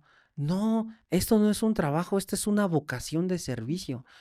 A mí tuve la fortuna de grandes médicos que fueron mis maestros, me decían, el médico no vas para hacerse rico, el médico es una vocación de servicio y de servicio a ayudar a los demás. Y aquí englobo esto, doctora, por los salarios, porque alguien va a saltar y va a decir, pues entonces si te quejas tanto, ¿por qué sigues ahí? Porque es mi vocación y desde mi muy humilde punto de vista, yo siento esto, que yo le ayudo a Dios al llevar a la justicia a las personas que han fallecido de manera trágica y pongo lo mejor que puedo yo invierto mucho de mi escaso sueldo a mi educación, sigo tomando diplomados, me compro libros actualizados. Tengo el último libro que acaba de salir hace meses de la especialidad de medicina forense, Tabicotes y español, maravilloso, pero hay que invertirle. ¿Por qué? Porque no es el ego de decir, es que yo, no, no, no. Mi servicio es para la gente. De hecho, muchos compañeros forenses no hablan con el familiar, por lo que usted quiera, por los argumentos que usted quiera. Yo, a pesar de tener conflicto, que a veces son muy pesados porque están enojados, yo siempre hablo con ellos para tratarles de dar una calma. A pesar de que a veces no están de acuerdo con mi diagnóstico, le digo, mire, esto es lo que se encontró y esto es lo que es en la cuestión médica. Si usted tiene dudas en la investigación, vaya con el Ministerio Público, pero esto es lo que yo encontré. No estoy ayudando a nadie, esto es imparcial. Incluso siempre les digo, este estudio es gratuito, porque hay funerarias que también agarran y dicen, es que yo le di dinero al médico para que acelere, no es cierto. Incluso les digo, esto no es ni un peso, el día que le cobren un peso, vaya y denuncie porque esto es un delito. A mí no me dan ni un peso, yo por eso recibo mi sueldo. Y siempre les aclaro, entonces, sí es, por un lado es cierto que lo que ganamos casi no alcanza, pero por otro lado es porque es mi vocación de ayudar, en especial a las niñas y a los niños. Y ahorita le platico esto del libro rápidamente. Pero ¿qué cree? Le voy a robar 3 minutos. Al contrario. Lo del premio. Es la primera vez que voy a decirlo. Nunca me ha gustado decirlo porque no quiero que se me tome como egocéntrico. Pero ¿qué cree, doctora? Este premio, a nivel de la historia de la medicina forense en México, es el primer premio que recibe un médico forense de otros países en México. Es decir, soy el primer médico forense que tiene un premio de esta calidad. No estoy demeritando al doctor Cárdenas. El doctor Cárdenas es odontólogo y él hace una maravillosa fórmula que es la rehidratación cadavérica, pero el doctor es odontólogo. Pero como médico forense en la historia de este país es el primer premio a nivel internacional. Como bien lo dice usted, es una herramienta que se patentó hasta el Instituto Nacional de Protección Industrial, Instituto Mexicano de Protección Industrial, para reducir riesgo de infecciones y riesgo de enfermedades degenerativas en la muñeca. ¿Qué es lo que sucedió, doctora? Y es lo que hacemos un llamado a todos los estudiantes que no se rindan. Cuando yo presento, porque este fue mi tema de tesis de especialidad, el primer obstáculo que yo tuve fue el coordinador de la especialidad.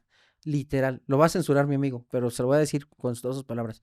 Cuando yo le presento mi prototipo, la primera respuesta que escucho es, deja de estar haciendo chingaderas y ponte a hacer investigación seria, porque estos son chingaderas. Así. ¿Qué pasa, doctora? Cuando gano el premio en Chile, el primero que me lo quiso quitar fue el coordinador de la especialidad en medicina forense porque dijo, ese premio es de la escuela. Afortunadamente, como yo había firmado y había hecho una solicitud de prórroga para la donación de la tesis, porque estaba en proceso de patente, esta escuela no pudo reclamar mi tesis porque yo nunca cedí los derechos. Por eso es que el premio es mío. Pero este sujeto que primero desprestigió mi tesis porque decía que era un juego, y cuando gana el premio internacional, el que se lo quiso quedar fue el mismo que me quiso bloquear. Y a lo que voy, ya una vez como perito, cuando yo gano el premio, que era ir a Chile por el nombramiento, el reconocimiento, voy a mi institución y les digo, oigan, gané un premio, es para la institución donde trabajo, está registrado para la institución, ayúdenme con el pasaje. Ah, sí, haga su solicitud. ¿Sabe cuándo llegó ese apoyo? Nunca, doctora. Pero eso sí, cuando el señor presidente de esta institución se fue, porque ya se jubiló y ahora ya es otro, eso sí, en su reporte anual o en su informe, perdón, su informe anual, colocó apoyo para el doctor Jorge Olivares por el premio internacional en Chile. Cuando dije, ¿cuándo este señor ni siquiera se enteró, ni siquiera me conoció? Entonces, así es como tenemos lamentablemente a nuestras autoridades, de que se toman y se paran el cuello con trabajo de otros. Y entonces, y al final, ¿qué pasó con esta herramienta? Yo se la presento a un directivo, le digo, mira, te doy la herramienta, lo único que te pido es que la hagas en serie, para que todos los técnicos o los estudiantes de la especialidad no se corten, que sea parte de la institución. Ah, sí. ¿Sabe cuándo fue eso? ¿Cuándo se llevó a cabo, doctora? No. Nunca. porque no les interesa. No les interesa innovación forense, no les interesa investigar, no les interesa. Entonces, lamentablemente tenemos una crisis forense porque a los altos mandos no les interesa. Y entonces, respondiendo a su última pregunta, que No, sí, sí, espera. Porque me parece sí, sí, muy sí. importante. Yo quiero agregar algo. No me parece que sea presumido decirlo. Me parece que es un elemento objetivo que tiene, además de muchos méritos, el que la gente lo sepa puede ser muy inspirador y motivador para muchas personas. No importa el ámbito de trabajo y los apoyos que logremos conseguir o no. Ujú. Cuando uno tiene un objetivo, trabaja, se documenta y confía en algo, yo creo que el beneficio de esto, o sea, el premio, yo creo que es importante, el reconocimiento que las personas tenemos cuando hacemos bien las cosas, es importante, pero también creo que hay un valor adicional es el poder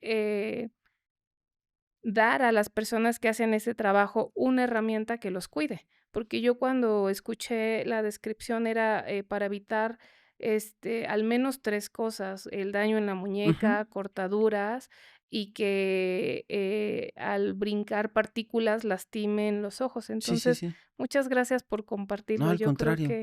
Yo creo que es bueno que se sepa, porque sí creo que no solo es el premio. Y también yo creo que hay que decir todo esto otro que se dijo, porque es importante, hay que llamar la atención en este tipo de cosas y decirlo, porque desafortunadamente no son casos aislados. Yo también, cuando fui a hacer estudios al extranjero, todo me lo cubrí yo. Ujú, sí, sí. No hubo apoyos, ¿no? Entonces, luego estas descalificaciones generales de todas las personas, eso fue cuando estaba en servicio público, que están en el servicio público, son y hacen, no, no a todos nos apoyan y muchos somos los que ponemos dinero de nuestra bolsa y para hacer viajes, para ir a congresos, y todo eso se traduce en incorporación de conocimiento nuevo. Así que muchas No, al gracias. contrario. Y ahora sí. Sí, sí, gracias. Y mire, ¿por qué salió Violencia Feminicida y Nueve Círculos?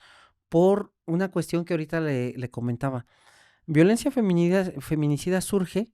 Yo nunca quise llamar la atención. Pepe me conoció, me dio la oportunidad de estar aquí con usted, por ejemplo, en este hermoso lugar, en este estudio, con esta gente maravillosa, pero yo no me veía tener este alcance. ¿Por qué, doctora? Porque mi función siempre fue ayudar. Y cuando, en lo muy particular, a ver si no se me quiebra la voz, cuando me tocan, que son los que más me afectan, casos de niñas, en especial de niñas o de niños o de abuelitas, y llevar a la justicia a estas pequeñitas a un juzgado para tratar de darles una justicia, por lo menos de mi parte va cero errores. Yo soy muy obsesivo. Reviso 5 o 6 veces mi dictamen. Tal vez una comita fallará, pero no falla en la causa muerte. Gracias a Dios, 13 años, nunca he tenido un error en una causa muerte. Yo creo que el día que me equivoque en alguna, ese día pondré mis guantes y mi bate y diré, hasta aquí se acabó como médico forense, porque no soportaría un error. Digo, soy muy obsesivo en ese caso. Y no me perdonaría que una niña o un niño, su victimario quedara culpable por mi culpa. Yo sí soy tajante, es todo o nada. Entonces, ¿por qué surge violencia feminicida? No surge para que yo fuera, ay, aparte de médico, escritor y cosas así. No, no, no. Sino surge porque el libro da herramientas para que cualquier persona que lo lea y lea los casos, que qué bueno que usted me pregunta, son casos que yo saco de mi cabeza como criminólogo y hago historias que yo invento en mi cabeza en base a lesiones que sí son ciertas, sí son reales, pero las historias yo las invento. Porque por ahí quiso una abogada golpear, de decir, no, es que la familia sí, pero son casos que yo inventé, son ficciones. Entonces, tal vez se puede parecer, pues sí, aquí en Ciudad de México, lamentablemente, ¿cuántos homicidios por arma de fuego hay? Y el hecho que yo ponga a alguien con un arma de fuego, una lesión en el pecho, no significa que sea esa persona. Entonces, ¿por qué surge violencia feminicida y Nueve Círculos, que es el otro libro? Porque es un llamado de decirles, mira, si tú eres adolescente, si tú eres mamá soltera o si eres mamá de un adolescente, lee este libro porque viene el perfil del probable agresor, el gusto por las armas, baja tolerancia a la frustración, viene cómo son los elementos importantes de la cuestión pericial para la investigación de feminicidio y vienen casos de historias ficticias con lesiones reales, donde usted lo lee y dice, híjole, yo no quiero que me pase esto. Donde, por ejemplo, le platico rápido, un caso de una pasante de una universidad que estudiaba criminalística, empieza a andar con un sujeto adicto a la marihuana, bajo tolerante a la frustración, agresivo, termina golpeándola, la termina privando de la vida con un impacto en la cabeza y luego le prende. Entonces, estas historias son muy importantes porque es cuando dicen, ¿en serio está pasando esto? Entonces, oye, yo estoy viendo que me está golpeando, me está quitando el celular, no me deja salir con mi familia. He tenido, doctora, la fortuna de mucha gente que manda incluso fotos del libro y me dice, gracias a tu libro, yo pude salir de una violencia que yo no sabía que padecía. Entonces, por lo menos, doctora, usted está construyendo en su interior esta partecita de un bálsamo, porque hace ratito preguntaba algo bien importante, la salud mental. Yo soy tal vez de los médicos que yo me llevo cada caso conmigo y no he encontrado la fórmula psicológica y psiquiátrica de olvidarme de ellos. Siempre están conmigo, en especial las niñas y los niños. Incluso puedo ir en el parque y si veo alguna niña que se parece a la niña que yo atendí, llega el recuerdo. No puedo quitármelo. O sea, tal vez es un mal que traigo ya conmigo, pero no se van, están siempre conmigo. Y Nueve Círculos surge porque es una parte dedicada a las niñas y a los niños de maltrato infantil y vienen elementos importantes que le dicen a la mamá o al papá cómo diagnosticar maltrato infantil, los elementos que, por ejemplo, pérdida del control de esfínteres, zonas de arrancamiento de la piel, quemaduras de cigarro, y vienen casos también de maltrato infantil y homicidios. Por eso es que surgen estos libros. ¿Dónde los puede conseguir las Muchas personas? gracias. Los pueden encontrar en Busca Libre, que es una librería que vende a nivel internacional en América Latina, todos los países como Argentina, Colombia, Chile, Costa Rica, Perú, México, llega a Busca Libre. Los pueden encontrar ahí, Busca Libre, también en editorial Igneo, directamente con la editorial. La editorial los ha mandado incluso hasta Países Bajos, Alaska, Canadá, ha ido este libro. Y también por Amazon, pero si están en México tienen que poner Amazon Estados Unidos para que les llegue, porque si ponen Amazon México sale como agotado. Entonces tiene que ser Amazon Estados Unidos. Pues muchas gracias, doctor. No, al contrario, Ha doctora. sido un placer platicar contigo. Creo que hemos podido mostrar juntos, pero sobre todo a partir de tu experiencia, cuál es la importancia de entender el rol que juegan los médicos forenses y las ciencias auxiliares complementarias en el esclarecimiento de los hechos. Hay que prestarle mucha atención a cómo se hacen los las audiencias en donde ustedes Ujú. participan, porque como bien decías, una parte, solamente una parte del trabajo es el que ustedes hacen en lo individual o en sus lugares de trabajo, pero hay otra parte que es fundamental y esencial para resolver los casos que se lleva ya al ámbito de los juicios y de las salas de audiencia y donde muchas veces por malicia, porque sí hay malicia, y por apatía se acepta que la manera en la que se desahoguen sus peritajes sea de una manera inadecuada, como Ujú. nos has comentado. Muchas gracias. Este siempre va a ser tu espacio. No, al contrario, doctora, muchas gracias. Y rápido, le robo 30 segundos. Afortunadamente, ahorita lo que nos llegó a la mente de este sujeto que estaba comiendo en un anfiteatro, afortunadamente, hoy en día hay instituciones forenses que están acreditadas a nivel nacional e internacional, que todas estas prácticas erróneas ya quedaron atrás, porque obviamente eran insultos tanto como para la persona fallecida como para la misma persona. Entonces, esto afortunadamente quedó atrás. Digo, tal vez en algún otro que no esté acreditado, pero los que están acreditados es, como bien lo dijimos hace ratito, doctora, la situación de acreditación es muy estricta, está muy robusta y no se permite ningún tipo de bajeza como estar comiendo en un anfiteatro. A propósito de eso, bueno, es que yo estudié la licenciatura en Derecho hace Ajá, muchos sí, años, sí. entonces, en efecto, era otro tiempo. Sí, era otro Y para tiempo. hablar de esto, los invitamos también a que vayan al canal de Relatos Forenses. El doctor Olivares me hizo favor de invitarme a su canal y hablamos de cómo tienen que ser tratados los cadáveres. Así es. Y todas estas normas son también de reciente creación. Hoy hay un entendimiento que dignifica a las personas que han perdido la vida y que exige obligaciones de comportamiento respecto de ellos. Respeto, consideración, entre otras. Ujú. Así que gracias por recordarlo. No, al Los contrario, invitamos a que doctora. vayan. Y muchas gracias también a quienes nos acompañaron en este episodio. Los invitamos a que se suscriban al canal si no lo han hecho y a que nos recomienden, porque esta es la manera que tenemos para poder crecer y para seguir teniendo al doctor Olivares muchas veces más y a invitadas y a invitados de la talla que él tiene. Aprovecho también para mandar saludos a todos los países que mencionaste, porque he estado viendo en los comentarios que nos hacen favor de escuchar desde muchos lugares. Ah, sí. Muchas Colombia, gracias. Canadá, Perú, Argentina. Así es que muchas gracias y hasta el siguiente episodio. Gracias, doctora. Mira, yo sabía que no tenía ninguna posibilidad de salir con vida de ese lugar. Realmente mis posibilidades de salir con vida de ese lugar eran pues nulas prácticamente y yo estaba consciente de ello. Lo único que por mi cabeza pasó fue tienes que intentarlo. En un movimiento donde estamos forcejeando con mi principal agresor es que logro que la navaja se dirija hacia él